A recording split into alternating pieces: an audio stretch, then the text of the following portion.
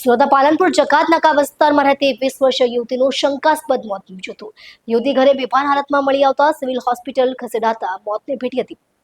પરિવારજનોએ હત્યાની શંકા વ્યક્ત કરી હતી, જેને પગલે મૃતકનું ફોરેન્સિક પોસ્ટમોર્ટમ કરાવ્યું હતું। પોલીસે આ મામલે પ્રેમી સામે હત્યાનો ગુનો દાખલ કરી આરોપીને ઝડપી પાડી કાયદેસરની કાર્યવાહી હાથ ધરી છે।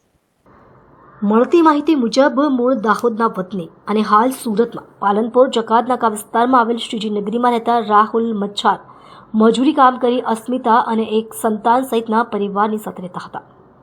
2 વર્ષ પહેલા રાહુલ અસ્મિતાને ભગાડીને સુરત લાવ્યો હતો। ત્યારથી બંને સાથે જ રહેતા હતા અને તેઓને એક સંતાન પણ છે। રાહુલ મજૂરી કામ કરીને ગુજરાન ચલાવતો હતો।